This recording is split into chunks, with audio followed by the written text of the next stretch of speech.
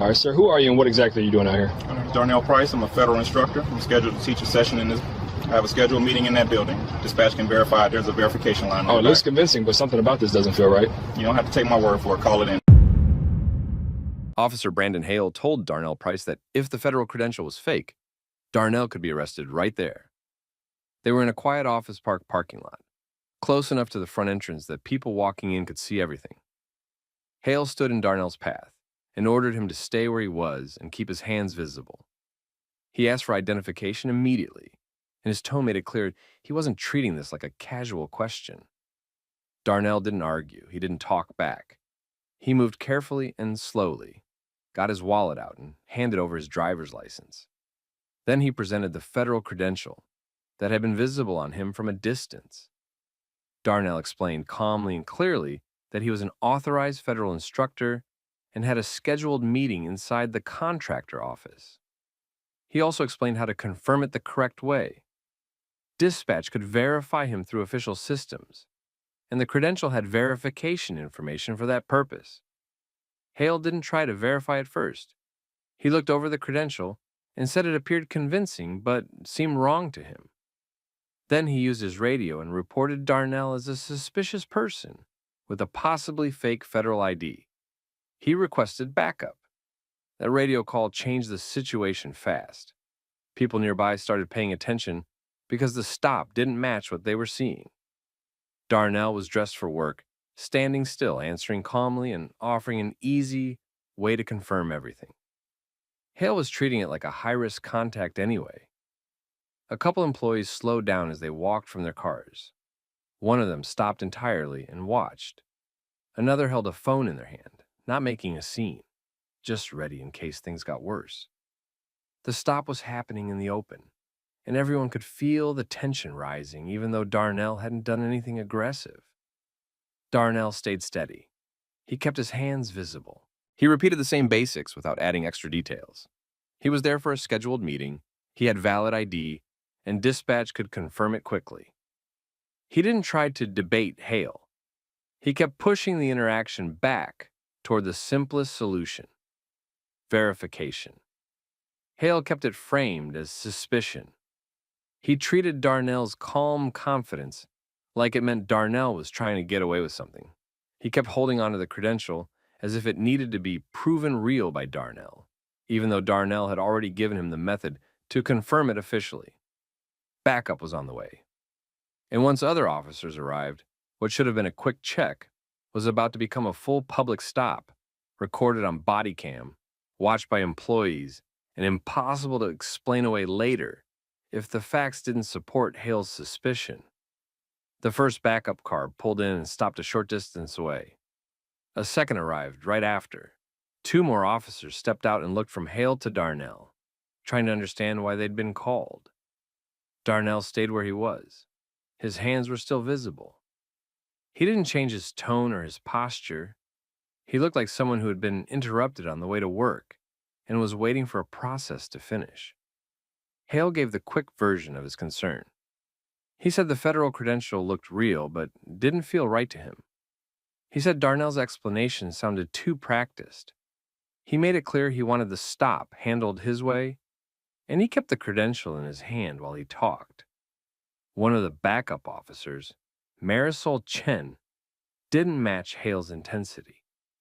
She looked at Darnell's clothes, the laptop bag, the folder, and the fact that Darnell had already provided a driver's license and the credential. Then she looked at Hale and asked what verification steps had been taken so far. Hale's answer was basically that he didn't trust it yet. Chen asked why dispatch wasn't the first step. She kept it practical. If there was a question about the credential, dispatch could confirm it. If there was a question about the meeting, the contractor office could confirm it. The building was right there. Hale pushed back. He insisted on keeping Darnell in place until he felt satisfied.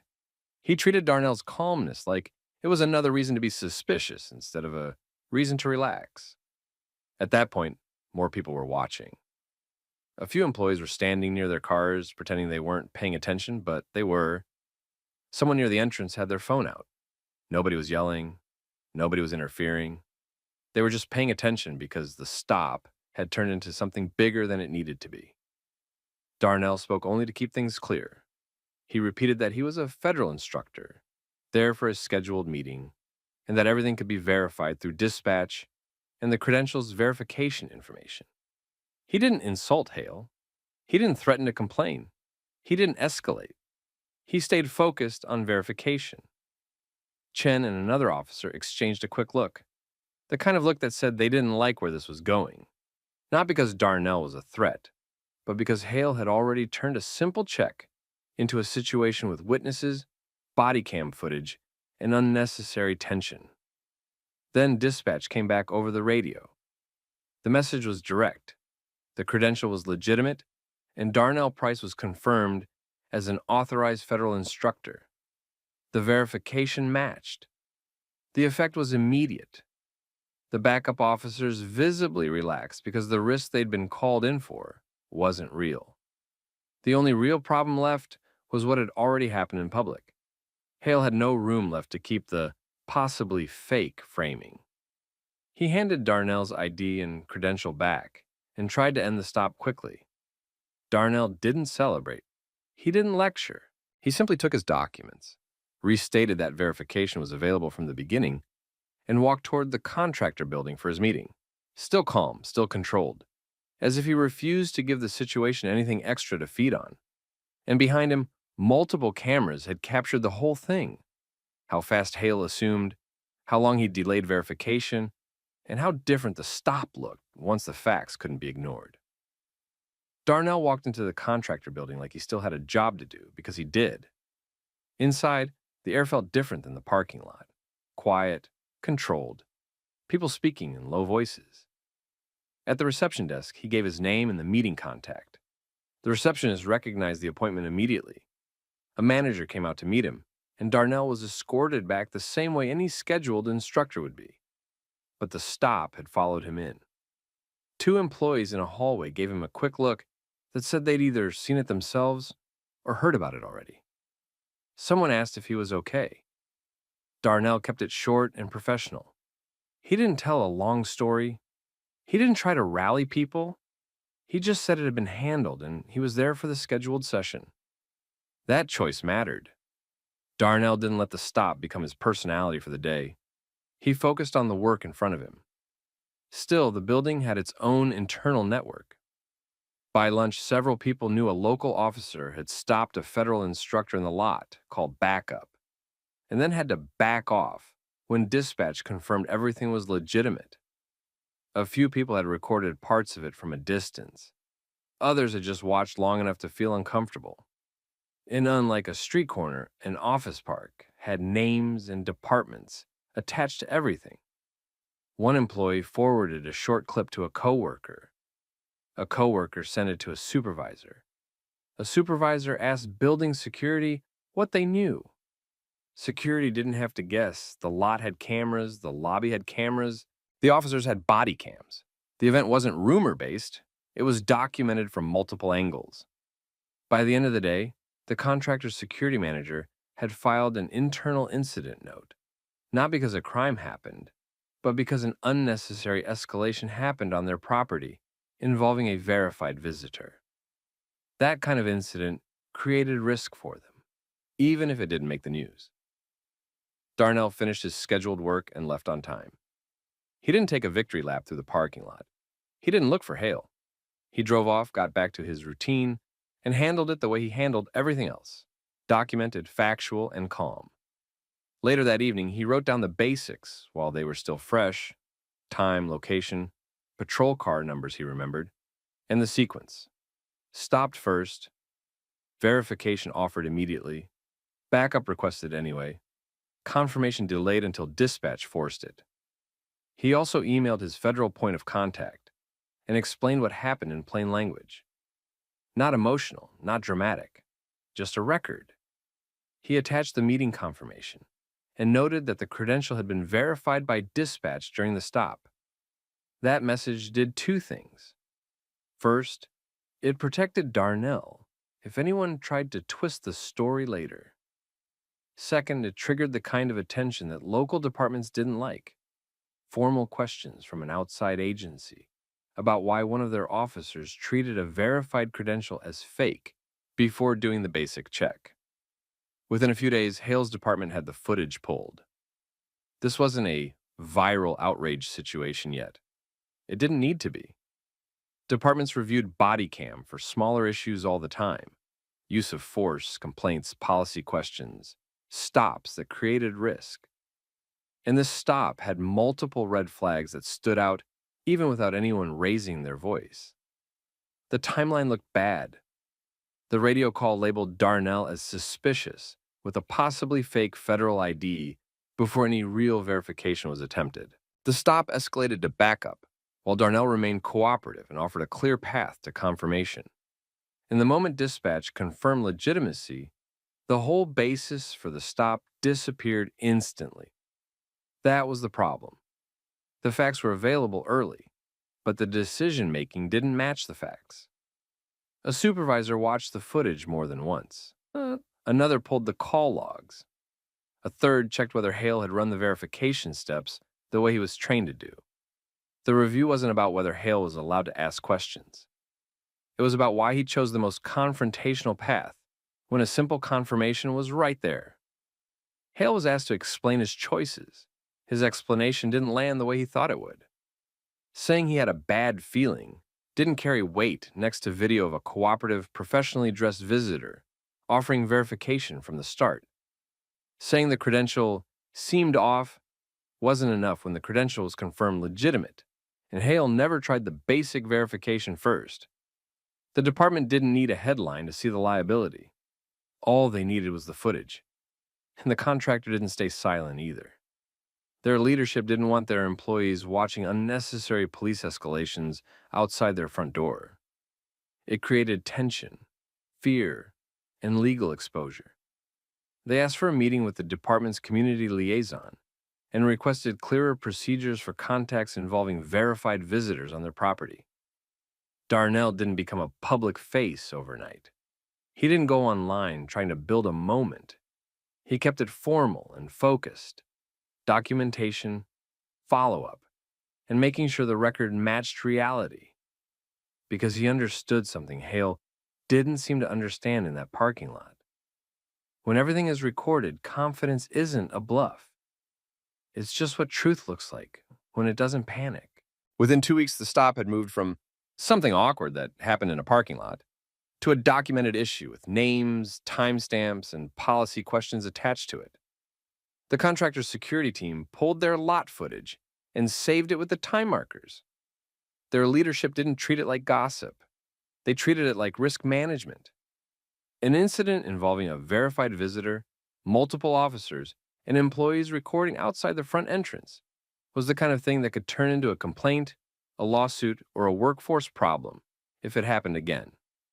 They asked the police department for a formal review and requested a point of contact.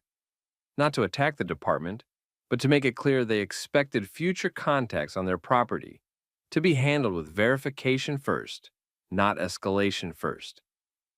At the department, Hale's body cam was reviewed along with the radio traffic and dispatch logs. The review focused on decisions, not just tone. The key issue was simple. Hale treated the credential as fake before using the verification process that existed to answer that exact question. He asked for backup, while Darnell remained cooperative and provided the fastest path to confirmation. And he used possibly fake federal ID language over the radio without having done basic checks first. When supervisors watched the footage, they didn't just see a stop. They saw avoidable exposure. Hale was pulled into meetings with a supervisor and internal review staff. He was asked to explain why he escalated without verifying first, why he described the situation the way he did on the radio, and why he kept control of the stop even when backup officers questioned the approach. The outcome wasn't a dramatic public firing. It was more realistic than that. Hale was placed on a corrective track, documented counseling, mandatory retraining on identification verification, and suspicious person stops, and a warning tied to future stops. The message was that he could not rely on instinct alone when a quick confirmation was available, and he could not turn a cooperative contact into a high-tension scene because he didn't like being corrected by facts. The department also sent a short internal reminder to patrol. When a credential is unfamiliar, verify it through dispatch first. Keep radio descriptions accurate and limited to observable facts. Avoid language that escalates a scene without cause. And remember that body cam and bystander video will show whether the officer chose the least risky option. On the contractor side, procedures changed too. Security began meeting certain visitors at the door, instead of letting them cross the lot alone if they were arriving with credentials that local officers might not recognize. Reception was instructed to confirm scheduled federal visitors quickly if an officer called. Managers were told to document police contacts on the property even when no arrest or citation happened, because the almost incidents were the ones that created patterns. Darnell handled it the same way he handled the stop: formal, factual, controlled. He didn't post a rant. He didn't chase attention. He kept a record, followed his agency's reporting process, and responded when asked for details. When the department's liaison reached out, Darnell agreed to provide his timeline and verification steps again, because he wanted the next person to have a safer experience than he did. A month later, the difference showed up in small ways. Darnell returned to a similar contractor site for work, and the arrival process was smoother. Security expected him. The meeting contact was ready. And when a local officer drove through the lot and glanced over, nothing happened, because the system around the visit was tighter. The body cam footage ended up doing what arguments never could. It showed the early moment when verification was offered. It showed the choice to escalate anyway. And it showed the instant shift when dispatch confirmed legitimacy. How quickly the suspicious framing collapsed the moment facts were undeniable. That footage became a teaching example inside the department, even if no one publicly admitted it. Not because it was sensational, but because it was common. An officer made assumptions, delayed verification, and created a public problem that didn't need to exist. And Darnell didn't need to win a confrontation to get accountability. He just needed to stay professional long enough for the record to speak. Darnell didn't talk about that parking lot like it was a victory. When people at the contractor office asked him about it later, he kept it simple. He'd been stopped, he'd been verified, and he'd gone to work. He didn't add heat to it because he didn't need to. The documentation already had all the heat anyone could want. What stayed with him wasn't the questions. It was the order of operations. Hale had treated suspicion like a reason to escalate first and verify later. And that order mattered because it turned a normal professional arrival into something that could have gotten dangerous if Darnell had reacted differently, if a backup officer had shown up more keyed up, or if a bystander had tried to help in the wrong way. Darnell understood that in moments like that, you couldn't control someone else's assumptions, but you could control what you gave the record. So he kept doing what worked. He stayed still and visible. He used short, clear answers. He offered verification through the official channel, not through persuasion. He documented afterward while details were fresh. And because he did, the story didn't end in the parking lot. It ended in policy conversations and retraining and quiet changes that reduced the chances of it happening again. For Hale, it was the kind of incident that followed an officer longer than they expected, not because the public made a spectacle of it, but because the footage showed decision-making. Supervisors could point to it and say, "This is what we're not doing anymore." You don't get to label someone possibly fake on the radio when you haven't used the tools designed to answer the question. You don't get to treat a calm professional like they're a threat just because they're calm. For the contractor, it was a reminder that safe environments still needed procedures. They couldn't assume everyone would be treated normally just because the buildings were clean and the parking lots were quiet. They tightened arrival protocols, improved coordination with dispatch and local patrol, and made sure visitors didn't have to rely on luck to be treated like they belonged. And for the employees who watched that day, it did something you can't undo. It taught them how fast a normal moment could turn into a public problem, and how important it was that someone had recorded it, because that was the real accountability in the story. Not a speech, not a viral headline, just a clean timeline, captured on Bodycam and phones, showing that the truth was available early and ignored until it couldn't be. Now here's the question for you. If you were standing there watching, would you have recorded? Would you have walked past and told yourself it was none of your business? Or would you have stayed close enough to make sure the moment couldn't be rewritten later? Drop your thoughts in the comments, and if you've ever had a verification should have been enough situation happen to you, or someone you know, share what it looked like. And if you want more realistic story times where calm, documentation, and procedure lead to real consequences, make sure you like this video and subscribe so you don't miss the next one. Ma'am, step away from the vehicle and keep your hands where I can see them. Why? I am Judge Elena Brooks. I'm asking you to verify before you put your hands on me. Ma'am, this vehicle matches a stolen vehicle alert. Put your hands behind your back. I'm not refusing. I'm asking you to verify You before can explain all that detain me. later. Right now you're being detained. Elena Brooks had one foot on her driveway and her keys still in her hand when Officer Kevin Rourke yanked her wrists behind her back. He didn't ask her to wait while he verified anything.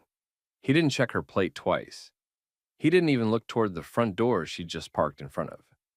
He pressed her against the side of her own gray Audi and told her, like it was already settled, that the car was stolen, that she was being detained for auto theft, and that her trying to explain was resisting.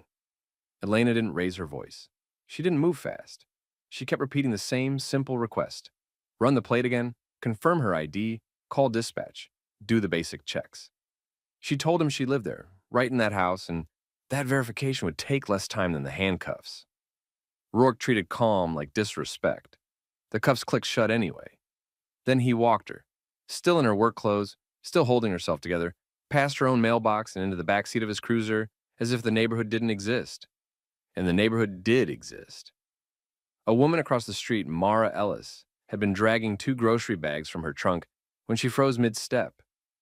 She watched the cuffs go on, watched Elena's head stay level, watched the officer move with the kind of confidence that didn't match the situation. Mara didn't start filming because she wanted drama.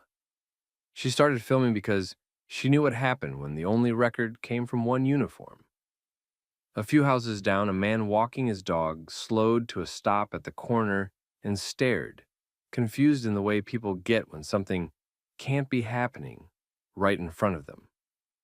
Another neighbor cracked their front door and lingered half hidden behind it, not sure whether to step in or step away. The street was quiet, but it wasn't empty. And Elena understood in real time that this wasn't just a mistake anymore. It was becoming a story someone would later try to explain. Before we go on, tell us where you're watching from in the comments, your country, your state, whatever you feel like sharing. And if you're here for stories where someone stays composed, evidence gets preserved, and accountability actually lands, hit like and subscribe so you don't miss what comes next. Now rewind, because the way this started mattered. It was a Tuesday afternoon in Westfield Heights, Colorado, the kind of neighborhood that ran on routines. School pickup traffic, the same dog walkers, porch lights coming on early in winter. Elena had spent the day on the bench doing what she always did, listening, weighing facts, writing decisions that depended on procedure being followed correctly. She was 49, a state appellate judge, the kind of person trained to separate feelings from facts under pressure. She'd been careful of her whole career, not just in court, but in the way she moved through the world. Calm voice, clear words, no sudden motions when a situation could be misread. When she turned onto her street, she noticed a patrol SUV behind her. That by itself wasn't unusual. In Westfield Heights, patrol cars cruised slow, proactive, relying heavily on alerts and scanners that were supposed to make policing efficient. The problem was what people did after the alert. Elena pulled into her driveway like normal. She parked in front of her own garage, the front of her house right there in full view. She reached for her bag, already thinking about dinner and emails she hadn't answered. Then the SUV rolled in and stopped behind her in a way that blocked her out. Officer Rourke got out quickly, one hand near his belt, posture rigid. He didn't start with a question. He started with certainty. He said her Audi matched a stolen vehicle alert and told her she needed to comply. Elena stayed inside at first, window lowered enough to talk, hands visible. She didn't challenge his right to check. She challenged his refusal to verify. She told him he could run the plate again. She told him her license and registration were right there. She told him dispatch could confirm the registered owner and the address within minutes. This was the fork in the road, the easy off-ramp that should have ended everything. But Rourke didn't take it. He kept talking like the alert was proof, and her explanations were excuses. Elena's voice stayed steady, the way it did in court when someone tried to bluff past the record. She asked for the basic steps, the basic confirmation, the basics that protected everyone. Rourke read that steadiness as defiance. He ordered her out of the vehicle. Elena complied, slowly, carefully, narrating her movements with the caution of someone who knew how quickly sudden could be turned into threatening. She stood near her door, shoulders squared but not aggressive, and repeated the same request. Verify the plate, verify the ID, confirm the address. Rourke moved closer instead of checking. He reframed her insistence on verification as non-compliance. He treated her questions as obstruction. He used the language that made escalation sound justified. And then he put her in cuffs. The shocking part wasn't that a stolen vehicle alert existed. Those alerts were wrong all the time. Bad reads, outdated entries, clerical errors.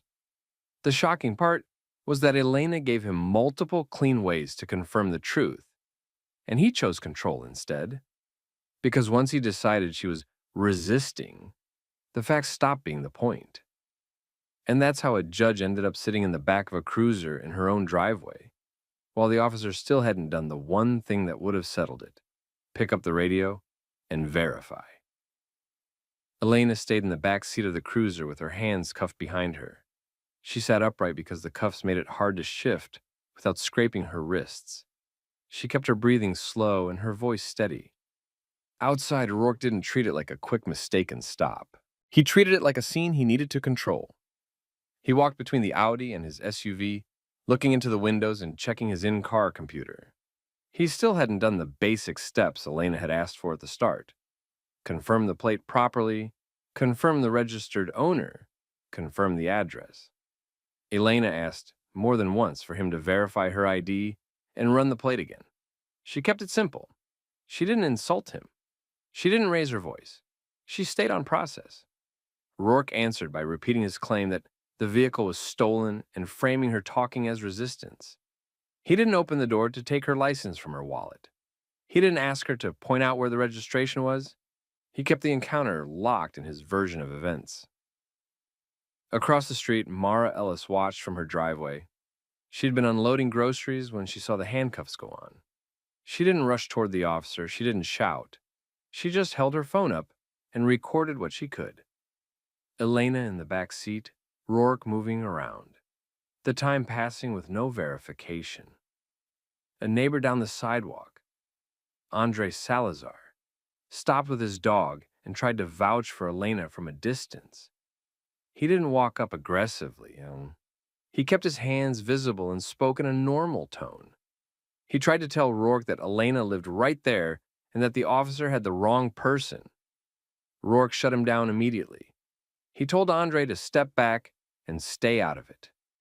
When Andre didn't move fast enough, Rourke repeated it louder and gestured toward the sidewalk like it was a boundary line. Andre backed up. He didn't leave. He stayed where he was, watching, because it felt wrong to disappear. That was the pattern of the next half hour. Elena asking for basic verification, Rourke refusing to take the fastest path to the truth, and neighbors watching it happen. Time mattered here. If the stop was truly about a stolen vehicle alert, the fastest outcome would be verification. If it wasn't, time worked as pressure, keeping Elena restrained long enough to make the stop feel serious, long enough to make bystanders doubt what they saw. Rourke kept stretching the time. He made radio traffic that sounded like he was seeking confirmation, but the way he moved didn't match urgency. He didn't act like someone trying to clear an innocent person quickly. He acted like someone trying to protect a decision he'd already made. Elena stayed controlled, but the humiliation was real. She was in her own driveway, in a neighborhood where she knew people recognized her car, her routine, her face. She kept her expression neutral because she understood how easily emotion could be used against her later. Mara's recording captured small details that mattered. How long Elena stayed cuffed, how often Rourke ignored the simplest verification options, and how he reacted when other people tried to speak. At around the 30-minute mark, another patrol vehicle turned onto the street. It parked with less force. No hard stop, no dramatic angle. A different kind of presence. Officer Dana Kim stepped out. She took in the whole scene in one scan. The Audi in a residential driveway, Elena in cuffs in the back seat, neighbors standing back but watching. Kim walked to Rourke first and listened to his summary. He presented it like a clean story. Stolen car alert, driver uncooperative, detention necessary. Kim didn't argue with him in front of the street. She did something more basic and more damaging to his narrative. She verified. She looked at the plate herself. She checked the VIN through the windshield. Then she called dispatch in a straightforward way: registered owner, address match, status of the alert. Dispatch cleared it quickly. The alert didn't apply the way Rourke claimed. Whether it was a misread plate, a stale entry, or an incorrect match, it was the kind of error that should have been caught early before anyone was cuffed. Kim walked back to the cruiser and opened the rear door. She spoke to Elena in a respectful, professional tone and told her she was being released. She removed the cuffs. Elena stepped out slowly and flexed her hands. Her wrists were marked. She didn't dramatize it. She didn't need to. Rourke stood off to the side, rigid. His face read as annoyed more than relieved. He didn't look like someone who just prevented a crime. He looked like someone whose authority had been checked. Kim kept it procedural. She acknowledged the mismatch and moved to end the stop cleanly. She didn't give Elena a speech. She didn't give Rourke a lecture. She ended the detention because the facts didn't support it. Elena's response stayed disciplined. She didn't threaten. She didn't posture. She did what she'd spent her career doing. She made sure the record would be clear. She gave her full name again. She asked for the incident number. She asked that the reason for the detention and the time in cuffs be documented. She made it clear there were recordings, dash cam, body cam, and neighbor video, and that she expected them preserved. Then she said one thing that landed because it wasn't emotional. It was a principle. She told them that if verification was available, refusing to verify wasn't a mistake. It was a choice. She walked towards her front door without rushing, without collapsing, without giving anyone the satisfaction of seeing her shaken. Behind her, neighbors kept their phones down but didn't pretend it hadn't happened. Kim returned to her vehicle. Rourke stayed where he was for a moment longer than necessary, like he needed time to reassemble his story. In the hours after she was released, Elena didn't treat it like an embarrassing moment to forget. She treated it like evidence. She took clear photos of her wrists before the marks faded. She wrote down a timeline while it was fresh. When the stop started, when the cuffs went on, how long she sat in the cruiser, when backup arrived, and when she was released. She noted what she could. Unit numbers, names, and the exact language the officer kept using to justify the detention. She also did something most people don't think to do in the moment. She secured the outside recordings.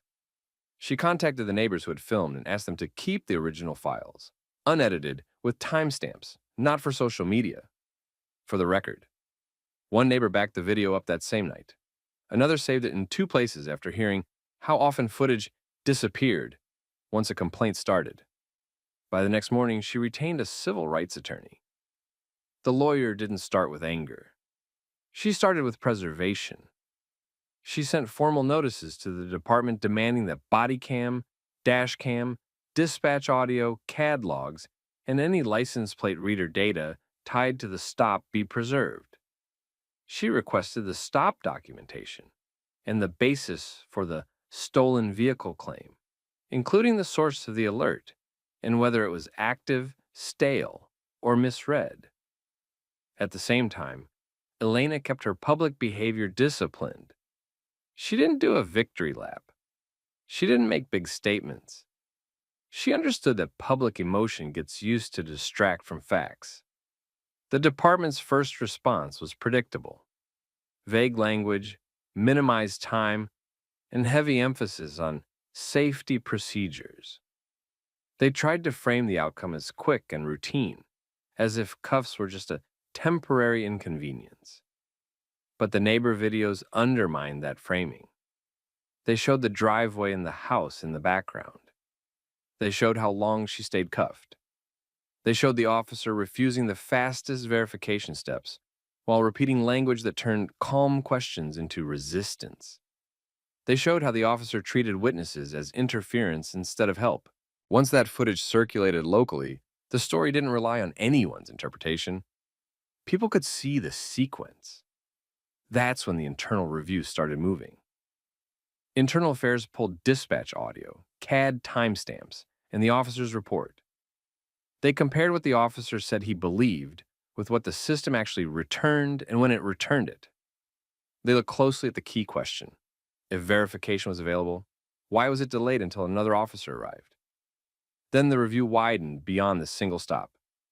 They looked for similar incidents tied to the same officer.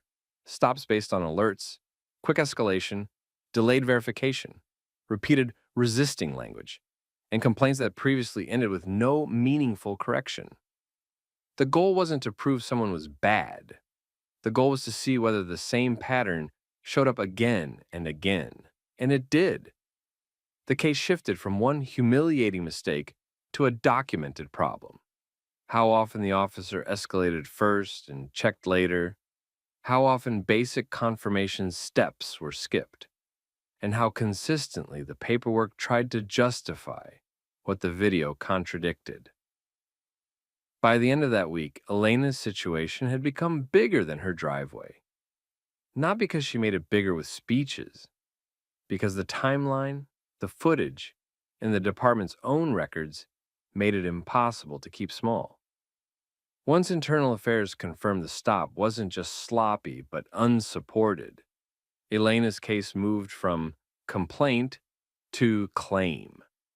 Her attorney filed a formal notice against the city and department. The goal wasn't a public argument. It was to force disclosure.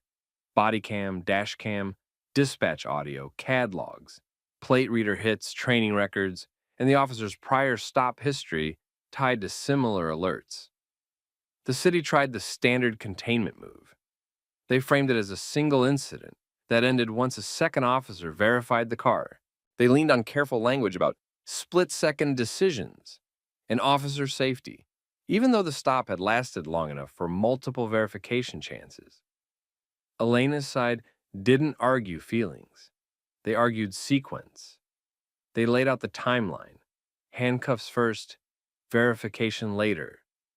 30-plus minutes of detention in a residential driveway with basic facts available. A resisting label applied to calm requests for standard checks. Then the rapid confirmation the moment a more experienced officer treated it like a verification problem. That timeline made the case hard to shrink. Because the legal issue wasn't just the initial alert, it was the decision to treat an unverified alert as certainty, then punish the person for asking the officer to confirm it. As the lawsuit advanced, discovery pressure grew. The department could either produce clean footage and logs, or explain why they couldn't. Either option carried risk. If the records existed, they would show the choices made in real time. If records were missing, that raised a different kind of alarm. Meanwhile, internal affairs findings widened. The review didn't just look at Elena's stop report, it looked at the officer's pattern. Stops with similar escalation, similar language, similar delays in verification. Complaints that had been minimized before. Supervisors who had let it slide. That mattered because it changed the posture of the entire case. A single mistaken stop could be defended as error. A repeated pattern suggested training failures, supervision failures, and policy violations that the department tolerated until the wrong person got caught in it. The city's tone shifted once that pattern became documentable. Settlement talks started. The city explored resolving it without trial, not out of generosity, but because trials create permanent records. Trials put policies, footage, and internal discipline decisions under a microscope. Elena's side pushed for two things at the same time: compensation and reforms. Money addressed the harm, but reforms addressed the repeat. The negotiations focused on measurable changes, mandatory verification steps before handcuffing on alert-based stops, supervisor review triggers for resisting language, audits of stolen vehicle stops, and bodycam compliance enforcement with real consequences. The city also had to deal with the public side without turning it into theater. Local attention kept pressure on, but Elena didn't feed it. She stayed disciplined and let the process work, knowing that credibility grows when you don't exaggerate. By the end of this phase, the case was no longer just about what happened in a driveway. It was about whether a department could keep relying on alerts and authority while ignoring verification, and whether the system only corrected itself when someone with resources forced it to. The case ended without a trial. The city agreed to a major payout and, more importantly, signed off on changes the department couldn't quietly ignore later. Clearer verification steps for alert-based stops, tighter rules on when cuffs could be used, mandatory supervisor review when resisting was claimed, and periodic audits to catch patterns early. Rourke didn't get to frame it as a misunderstanding anymore. Internal findings followed him: discipline, retraining, and closer supervision at minimum, with his future in patrol effectively narrowed by the record attached to his name. Elena didn't celebrate in public. She took part of the settlement and created a small legal support fund, covering consultation fees, filing costs, and help for people who'd been stopped, searched, or charged based on weak justification and had no money to fight back. The point wasn't revenge. It was making sure the next person didn't have to be a judge to be believed. Elena kept judging cases the same way she always had, focused on facts, process, and restraint. But privately, she turned what happened into something useful. Her legal support fund helped people who would normally be pressured into dropping complaints or taking bad deals because they couldn't afford a fight. Quiet help, real impact. And that's what made the story stick. It wasn't about one person winning an argument. It was about a system being forced, by records, not rumors, to admit what it did. So here's the question. If you were Elena, would you have stayed quiet to protect your peace, or pushed until the paperwork changed? And if you were a neighbor, would you have filmed, spoken up, or stayed inside? Drop your answer in the comments, share the story with someone who needs it, and subscribe for more real, grounded stories where accountability actually lands. For the record, I am Deputy Jamal Porter with the Sheriff's Office. This is a county-issued vehicle. I do not consent to a search of this SUV. For our safety, we're going to make sure there's nothing in this vehicle that can hurt anybody. You haven't run the plate. We'll sort all that out afterwards. Right now, we're clearing the vehicle. Did you run the plate on this vehicle before you put your hands on my deputy in his SUV? Ma'am, we intended to verify after we... That's a yes or no question, officer. No, ma'am. So to be clear for the record, you detained a deputy sheriff and searched a county vehicle without consent, without verification, and without probable cause. The county-issued Ford Explorer sat on the shoulder like it had been abandoned, hazard lights blinking against a flat, beige horizon. Two city patrol cars boxed it in from behind at an angle that screamed felony stop, not traffic stop.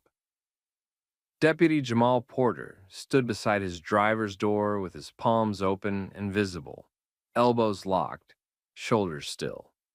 He kept his voice steady while he explained again that he was law enforcement, that his duty ID was on him, that the SUV was county property and marked as such. The officers did not slow down. One of them moved in close, crowding Porter's space. The other scanned the cabin like he expected a gun to rise out of the center console. Their hands hovered near their belts, their posture rigid, their tone sharp. They ordered Porter away from the door. Porter complied, stepping back exactly as instructed, careful and deliberate. Then the escalation crossed a line.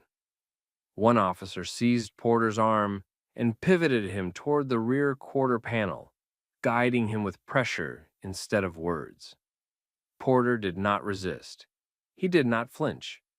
He kept his hands high and let the officer place him where he wanted, even as passing drivers slowed and phones appeared in windows. A woman in an SUV rolled by at a crawl, camera pointed. A pickup on the far lane drifted to get a better angle. The officers noticed, but it didn't change their rhythm. If anything, it tightened it. Porter tried one more time to direct them towards the county identifiers they were ignoring. The agency markings on the rear hatch, the government fleet tags, the internal equipment that didn't belong to a civilian driver. The officers kept treating it like a story. They ordered him to stay put. They told him they were going to search the vehicle. Porter stated calmly and clearly that he did not consent and that they needed a lawful basis. They answered by moving anyway. And in that moment, out on that quiet stretch of Pima County Highway, the power chess game was already being filmed from 3 different angles. Quick thing, tell where you're watching from in the comments. City, state, or country. And if you're into stories where accountability catches up to people who skip procedure, hit like and subscribe so you don't miss the next one. Now, rewind, because this didn't start like a viral incident. It started like a normal drive until assumptions replaced protocol. Earlier that afternoon, Porter had been doing what he'd done for 14 years, moving through a routine assignment with quiet efficiency. He wasn't chasing attention. He wasn't looking for conflict. He had a county schedule to follow and paperwork to deliver, an ordinary chain of tasks that meant miles on the highway and minutes that mattered. The Explorer wasn't subtle. It carried county fleet markings. It carried the kind of wear that came from real work. Inside were the tools of a deputy's day, a vest secured in the back, a hard case for issued gear, and a folder of assignments that had been printed, stamped, and filed the way government offices still did it when they needed accountability and a paper trail. Porter drove the speed limit. He wasn't weaving. He wasn't riding anyone's bumper. He was just a black man in the driver's seat of an SUV that looked official, unless you decided it couldn't be. 2 Tucson City Patrol officers saw him from the opposite direction, turned around and tucked in behind him. At first, it looked like a standard follow. Then the distance closed. Then the lights came on. Porter did what he trained civilians to do during stops. He signaled, moved to the shoulder with plenty of room, and stopped in a controlled way. He lowered the window. He kept his hands where they could be seen. He waited. The first officer approached fast and tight, not wide and cautious. He didn't start with a clear explanation. He started with control, commands, not context. His partner hung back, angled toward the passenger side, scanning. Porter responded the way a professional responded when he knew the stakes of misunderstanding. He identified himself. He indicated he was a deputy. He made it clear he had agency identification and could produce it. The officers did not do the most basic thing that would have prevented what came next. They did not verify what they were looking at before they treated it like a threat. No audible plate check. No pause to confirm the vehicle belonged to the county. No radio call that matched the intensity of their posture. It was the kind of shortcut that only happened when someone decided they already knew the answer. The first officer demanded driver documents. Porter moved slowly, narrating his movements the way trained people did when they wanted everyone to go home safe. He told them where his wallet was. He offered his duty ID. He tried to bridge the gap between what they assumed and what was true. The first officer rejected the bridge. In his body language, the message was simple. The identification Porter offered didn't count yet. Not because it wasn't valid, because it didn't fit the story the officer had already written. The second officer stepped closer and asked questions that didn't align with the traffic stop. He asked who the vehicle belonged to in a way that suggested the answer was already suspicious. He asked where Porter got it, as if county fleet departments handed out explorers like rental cars. Porter remained calm. He repeated the facts without raising his voice. He pointed out the markings. He referenced the agency. He told them there was paperwork inside that matched the vehicle and the assignment. The first officer interpreted composure as defiance. That was the oldest trick in street encounters. Turning calm into attitude, turning explanation into argument, turning a professional boundary into a reason to escalate. The order came to step out. Porter complied immediately. He opened the door slowly, stepped out, and closed it. He kept his hands visible. He turned his body slightly so no one could claim he moved suddenly. Even then, the officers kept pushing for dominance, not clarity. They repositioned him. They told him to face away. They instructed him to keep distance from the vehicle as if the SUV itself was a weapon. Porter understood the trap. If he protested, they could label him non-compliant. If he moved too quickly, they could claim fear. If he spoke too firmly, they could say he was aggressive. So he did the only thing that had ever protected people in moments like this. He stayed precise. He stated he was a deputy. He stated again that the vehicle was county issued. He stated that he did not consent to a search. The officers moved into the search anyway. And this was where the stop changed from questionable to dangerous. Not because Porter did anything wrong, but because the officers were now creating a justification in real time. They peered through windows. They tugged at the driver's handle. One of them leaned in and began scanning compartments. The other kept Porter positioned like a detainee, hand on his arm, body angled to block him from seeing too much. Porter watched the road, not the officers. That was how you stayed calm. You anchored on something neutral. The desert wind moved dust across the shoulder. Traffic hissed past in waves, and now more drivers were slowing. The officers noticed the cameras and did what people did when they realized they might have an audience. They became louder about how lawful they were being, even as they skipped the steps that proved it. Porter tried to keep the record clean. He clarified in a controlled tone that he was not resisting. He clarified he was cooperating. He clarified he did not consent.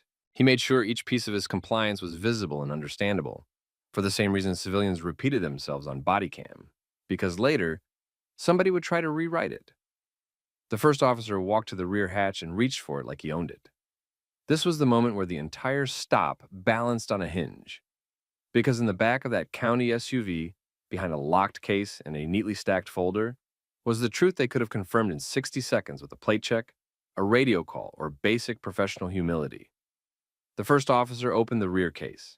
Inside was a county-issued vest with clear inventory markings.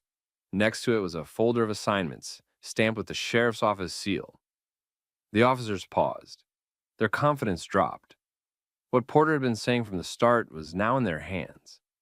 Porter stayed still and kept his hands visible. He repeated that he was a deputy and that they could verify his identity immediately. He restated that he did not consent to the search. The first officer shifted into damage control. He started explaining his actions as safety, while avoiding the simple fact that they had not verified plates or agency ownership first. The second officer looked toward traffic. Phones were up. The stop was being filmed. The first officer asked for Porter's ID again. Porter provided it slowly and clearly. The second officer checked it, then radioed for a supervisor. While they waited, the search stopped expanding. The physical pressure on Porter eased, but they kept him positioned away from the vehicle, as if they could still frame the stop as justified. A sheriff's unit arrived. Captain Elena Vargas stepped out and recognized Porter immediately.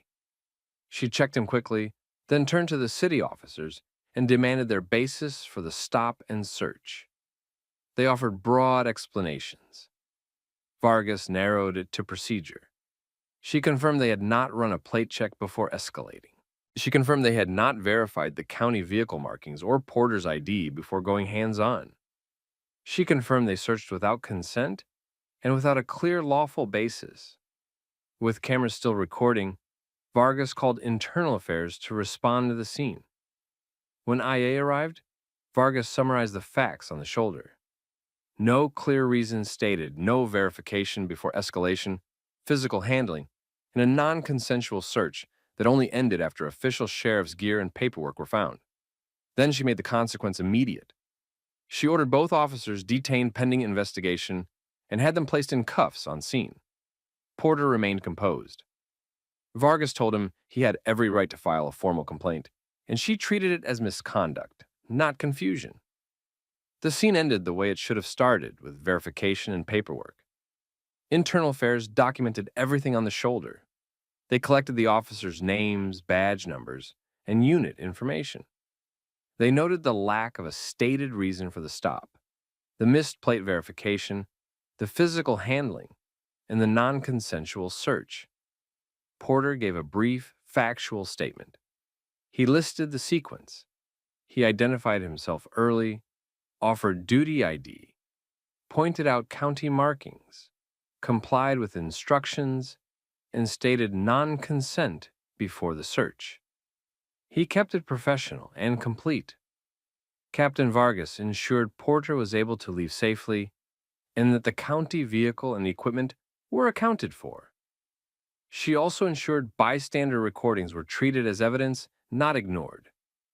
Within days, the incident spread online through short clips filmed by passing drivers. The public focus stayed on the same point. Escalation happened before verification. Porter filed a formal complaint. He requested dispatch logs, radio traffic, and any body camera footage.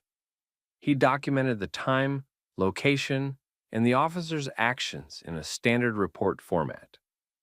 The investigation moved fast because the record was strong. Internal Affairs compared the timeline against CAD entries, radio calls, and video. The key procedural failures were clear. No plate check before escalation, no proper identification verification before going hands-on, and a search without consent or clear lawful basis. Both city officers were placed on administrative leave pending findings. Agency leadership held review meetings focused on interagency conduct and stop procedures. Training and supervision were flagged as part of the review, not just individual behavior. By the end of the initial review phase, the case was no longer treated as a misunderstanding. It was treated as misconduct, supported by video and documentation. Internal Affairs completed the formal review using the full record, dispatch logs, radio traffic, body camera where available, and multiple bystander videos. The findings focused on sequence and legality. The officers escalated before verification, used physical control without a clear basis, and searched a county vehicle without consent or documented cause. The review noted that basic steps, plate check and identity confirmation, were available and ignored. The city placed both officers on restricted status while discipline moved forward. Their reports were compared to video and audio. The inconsistencies became part of the case, not a side issue.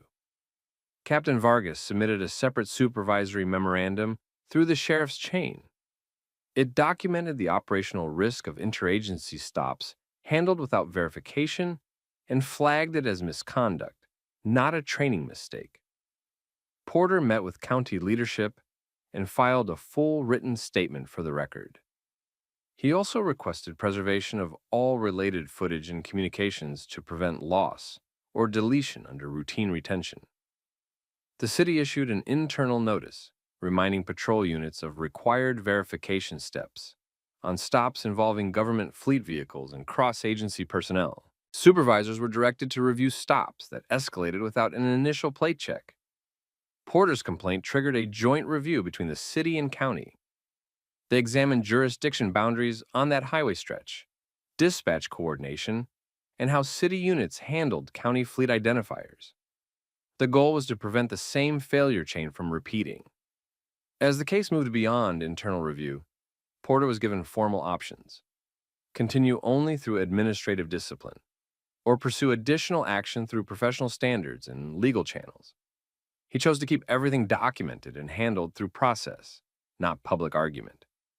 By the time the first disciplinary decisions were drafted, the core point was locked in. The stop became a problem because procedure was skipped, and it stayed a problem because the officers tried to control the scene instead of confirming the facts. The disciplinary decisions were based on the same issue every reviewer kept returning to. The officers acted first and verified later. Internal Affairs recommended sustained findings on multiple violations tied to the stop, failure to establish and communicate a lawful reason, failure to verify plates and vehicle ownership before escalation, improper detention tactics, and an unlawful search without consent or documented cause. City command staff approved discipline. The officers were removed from patrol during the process. One was flagged for termination-level misconduct based on the total chain of decisions and the mismatch between report language and recorded video. The other faced severe suspension and mandatory retraining with a final warning status because their actions followed the same escalation path. Because the incident involved interagency harm and public exposure, the case also triggered a risk review. The city's legal office and the county's risk management unit opened a parallel track to assess liability. Porter was offered a formal route to seek remedy for the stop itself, not only the internal discipline. Porter kept his response procedural. He provided documentation, preserved records, and avoided public arguments. He returned to duty once the county confirmed he had acted correctly throughout, and that the stop created no performance concerns. The sheriff's office issued an internal bulletin using the incident as a training reference. It emphasized 3 points: verification first, de-escalation as default, and immediate supervisor notification when a stop involves government fleet vehicles or cross-agency personnel. The city updated field guidance for patrol. Supervisors were directed to audit stops that escalated without an initial plate check. Officers were required to document verification steps in reports when government vehicles were involved. Joint dispatch coordination on that highway stretch was tightened to reduce jurisdiction confusion. The public response shifted over time from outrage to expectation. People focused less on the viral clip and more on whether consequences matched the conduct. The visible on-scene detention and the later discipline made it harder for the incident to be minimized. For Porter, the change was quieter. He did not frame it as a personal victory. He treated it as a warning about how fast a stop could turn when assumptions replaced procedure, and how important it was to keep the record clean from the first second. Months later, the incident had a paper trail as solid as the video. Porter's complaint closed with sustained findings and documented corrective action. The city's final discipline became part of the officers' internal history and affected their future assignments, supervision level, and eligibility for specialized units.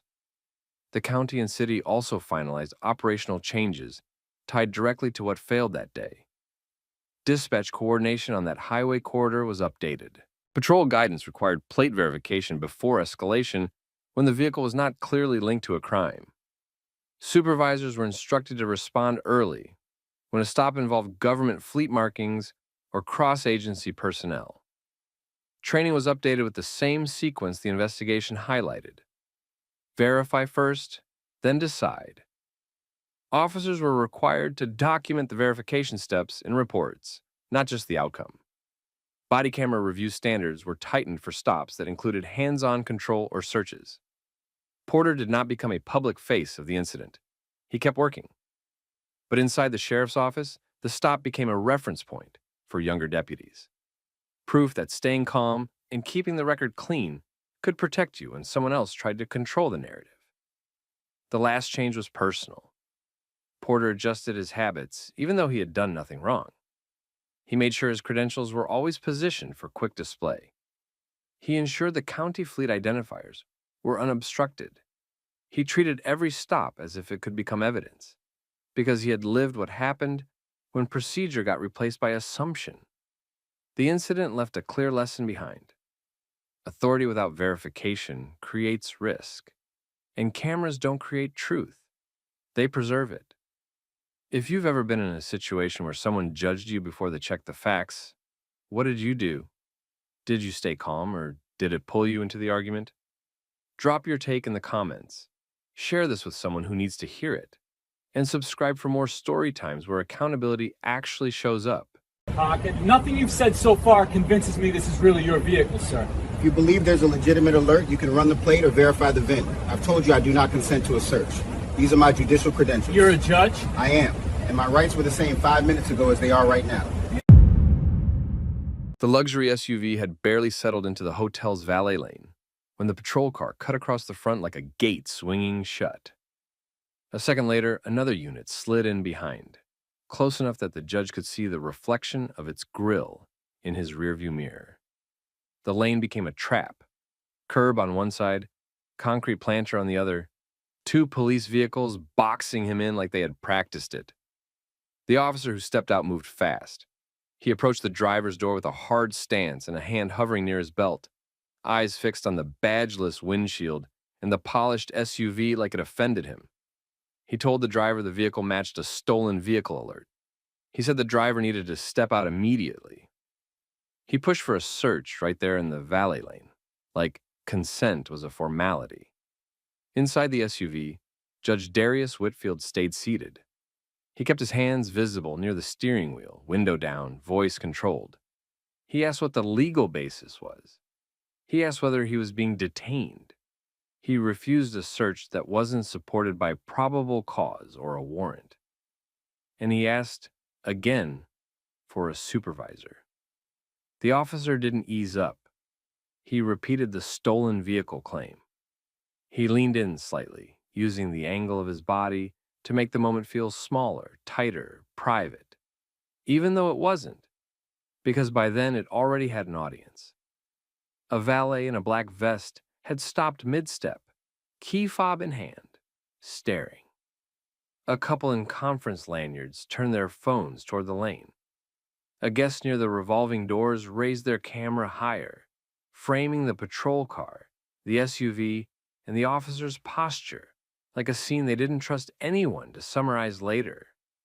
And the officer, he noticed the cameras. He just didn't respect them. He talked louder. He acted like the driver was being difficult. He hinted that cooperation would make this easier and that refusal would make it worse. He treated the SUV like evidence before he treated the man inside like a citizen. The man inside wasn't just any citizen. He was a superior court judge, and he knew exactly how quickly a routine stop turned into a headline when ego outran law. Now, real quick, tell everybody where you're watching from. Country, state, city. Drop it in the comments. And if you watch these stories because you care about dignity, rights, and accountability in real life, hit like and subscribe so you don't miss the next one. Because what happened in that valet lane wasn't just an awkward misunderstanding. It was a live demonstration of how profiling worked in 2025. A pretext, a posture, a demand for compliance, and a gamble that the person being targeted would either panic or hand over their rights to end the tension. Judge Whitfield didn't panic. He didn't hand over anything. And the worst part for the officer was that the judge didn't even raise his voice. The cameras kept rolling, and the footage didn't need commentary to tell the truth. It had started less than 10 minutes earlier, the way most days started for someone who lived by calendars and deadlines. Judge Whitfield had been driving downtown to pick up a colleague Judge Keisha Monroe, for a legal conference across town. They were both scheduled for the same panel, the kind filled with attorneys, judges, and academics, talking about modern policing, courtroom ethics, and what constitutional rights looked like outside a textbook. It was midday. The hotel was busy in the way downtown hotels always were. Valley whistles, luggage wheels, ride shares, double parking for just 1 second. Conference attendees drifting in clusters with coffee cups and name badges. Whitfield pulled into the drop-off lane like he had done 100 times in 100 places. He didn't cut anyone off, he didn't speed, he didn't roll through a stop sign. He was simply a black man in a high-end SUV arriving at a downtown hotel. That detail mattered, because the officer who boxed him in hadn't come from nowhere. He had been sitting a block away, angled toward traffic, watching the flow of vehicles that belonged to people going somewhere important.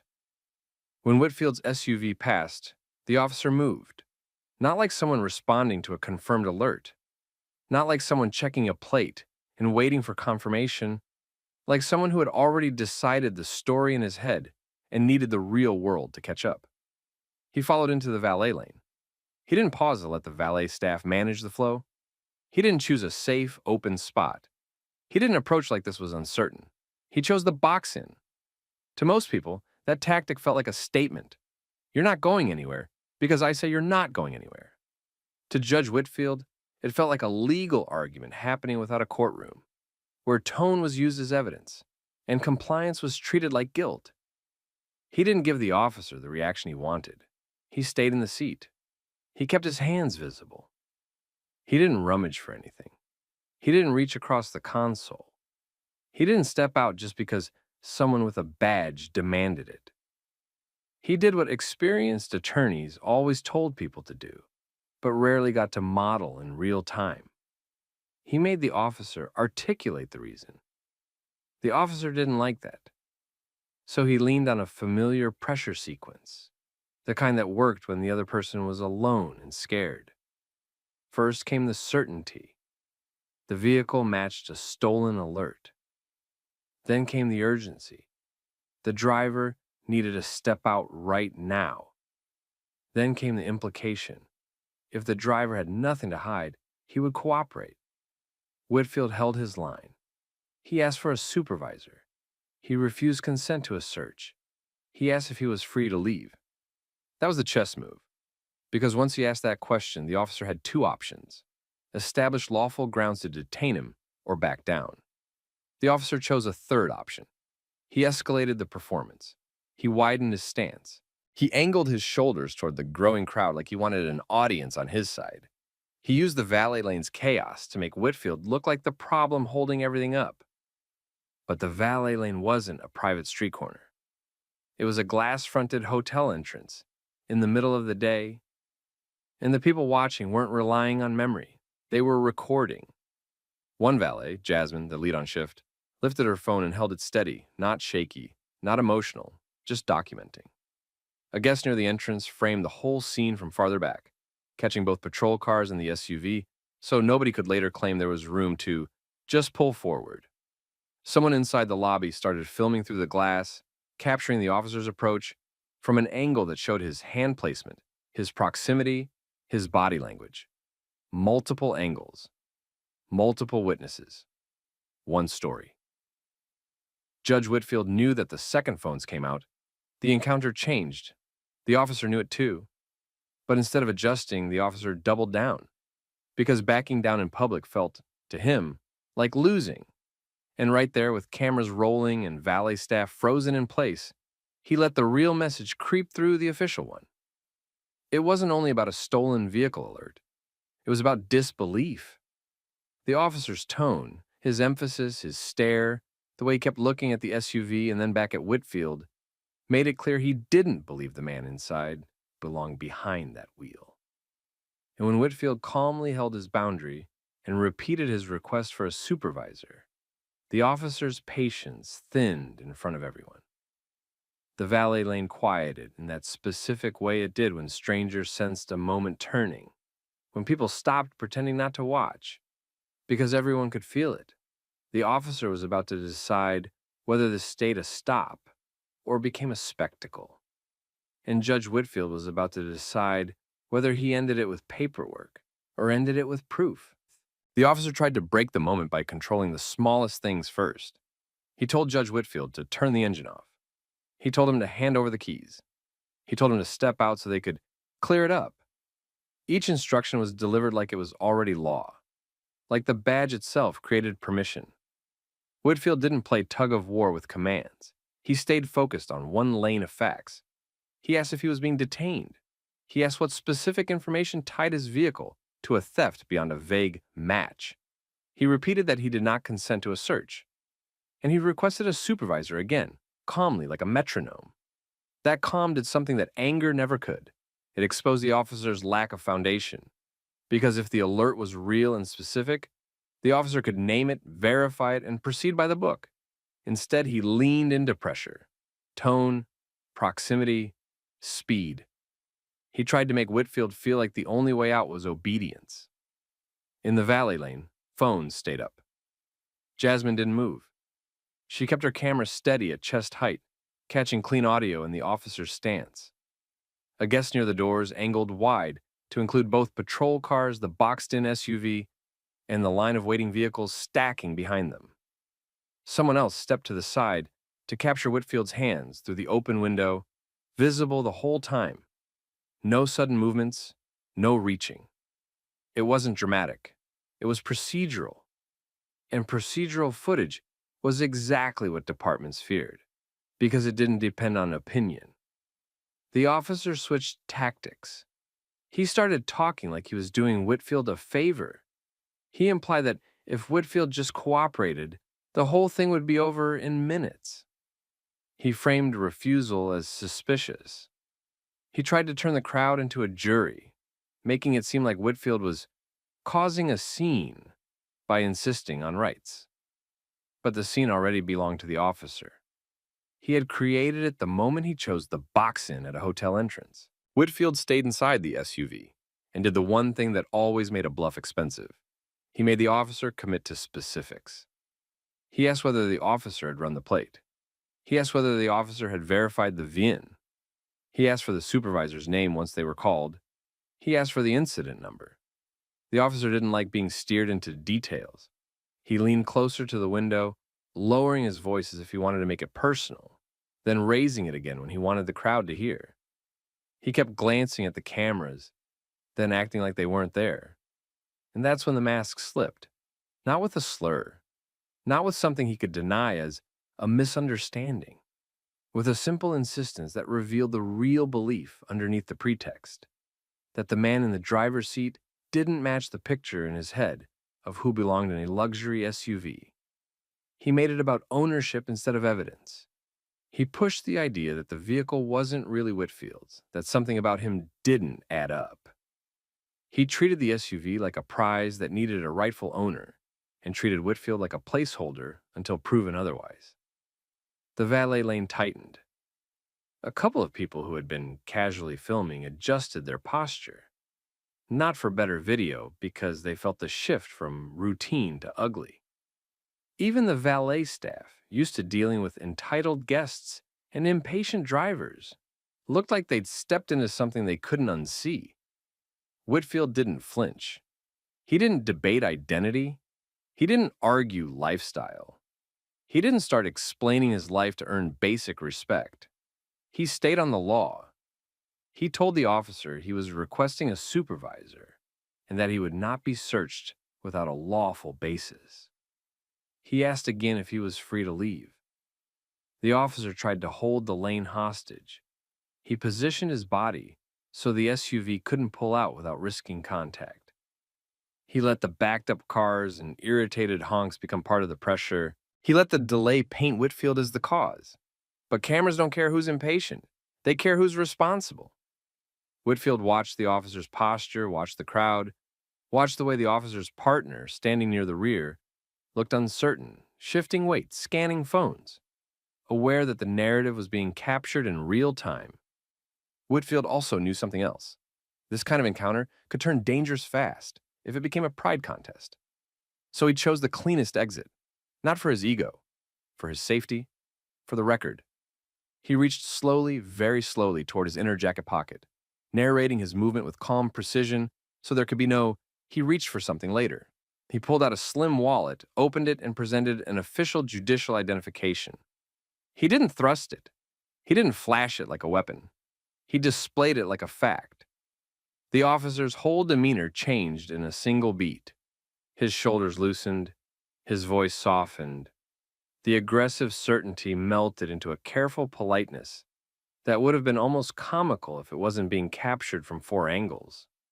He suddenly acted like this was a minor mix-up. He suddenly acted like he had been trying to protect the public. He suddenly acted like he respected the man he had just tried to intimidate.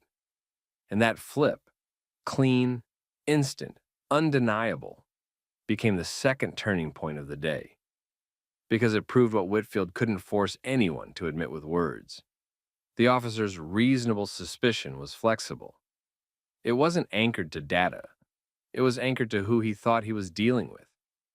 The crowd reacted without speaking. You could see it in the way phones held steadier, not lower.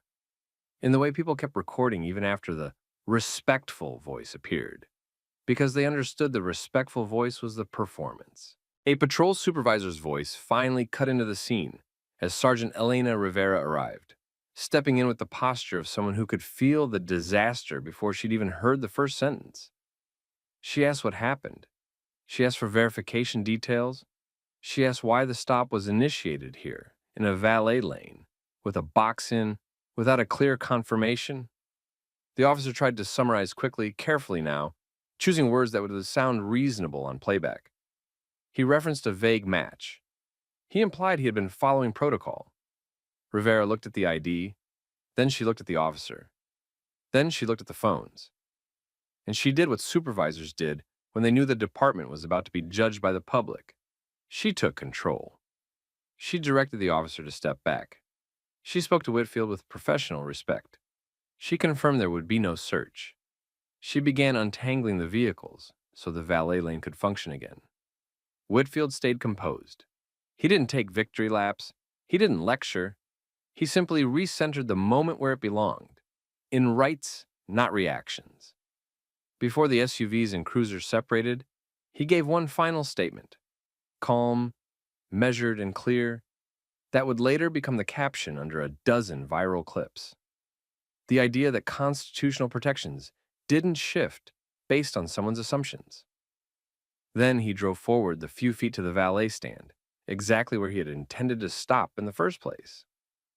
Inside the hotel lobby, Judge Keisha Monroe had seen enough through the glass to know this wasn't a traffic issue. When she stepped out to meet Whitfield, her expression wasn't surprised. It was familiar.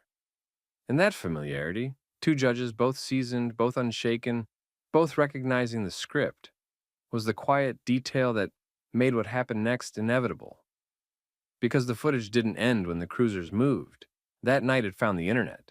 And the internet did what it always did when it smelled a cover story forming. It started pulling receipts. That night, the valet lane videos didn't spread slowly. They spread like gasoline. One clip showed the box in from the wide angle. 2 patrol cars sealing the SUV in a space that wasn't even a roadway stop. Another clip had clean audio from the valet's phone, catching the officer's stolen vehicle pretext, and the way his focus kept circling back to whether the driver made sense in that car. A third angle, shot through the lobby glass, captured the instant change in the officer's posture after the judicial ID appeared. By midnight, people weren't debating what happened. They were comparing angles. By morning, local attorneys and community advocates were posting side by sides, before the ID, after the ID. The difference was so sharp it became the whole story. Not the SUV, not the hotel, the switch. Then, the pattern work began. Viewers started tagging old posts and filing public records requests. Former complainants recognized the officer's name and badge number. Past stops surfaced with the same familiar structure. An alert claim that never quite became verifiable. An aggressive demand for consent. And a tone that escalated when drivers didn't submit fast enough. News outlets picked it up because it had everything they could verify. Multiple witness videos, a crowded public setting, and a public official who stayed measured the entire time. The department released a short statement that tried to frame it as a routine stop based on a vehicle match. Careful language, minimal detail. But the receipts forced detail. Dispatch logs became a question. If there had been an active stolen vehicle alert, there would be timestamps, confirmations, identifiers. Investigators looked at whether any alert actually existed at that moment, whether the plate had been run before the box-in, and whether the match was the kind that justified an immediate high-risk containment in a valet lane full of pedestrians. Internal Affairs opened a formal investigation. The body-worn camera footage became critical, not just for what it showed, but for what it proved about decision-making. Supervisors were asked why a pattern of complaints hadn't triggered earlier intervention. Training records were reviewed, prior stops were audited for the same pretext first, facts later approach. And Judge Whitfield didn't turn it into a speech tour. He did what he'd spent his career watching other people do. He documented preserved evidence and moved it into a legal process that didn't depend on public outrage to stay alive. Within weeks, a civil rights lawsuit followed, focused on unlawful detention tactics, attempted search without proper basis, and discriminatory treatment. The hotel preserved its security footage. Witness statements came in from valets, guests, and conference attendees. The lawsuit didn't need dramatic language. It had something stronger: consistent video, consistent procedure, and a consistent pattern. The officer was placed under scrutiny, then pulled from street duty. As more reviewed stops came back questionable, the department's posture shifted from denial to damage control. Eventually, the officer was terminated. The city moved towards settlement rather than risk a trial that would put every disputed stop under a courtroom spotlight. The settlement was substantial, and it came with reforms the department couldn't quietly ignore. Revised policies on vehicle alert verification, stricter reporting requirements before containment tactics, clearer supervisor response rules, and department-wide retraining centered on Fourth Amendment limits, bias recognition, and de-escalation in public spaces. For Judge Whitfield, the outcome wasn't about winning an argument. It was about making sure the next person didn't have to survive the same mistaken suspicion to prove they belonged. And for everyone who watched it happen from a hotel sidewalk, or later from a phone screen, the lesson was simple. Calm boundaries plus documentation could beat intimidation, especially when oversight had something real to review. If you ever end up in a situation where someone's authority is pushing past your rights, what would you do? Comply to end it fast, or hold the line and insist on procedure? Drop your thoughts in the comments. Share this with someone who needs the reminder, and subscribe for more story times where accountability actually catches up.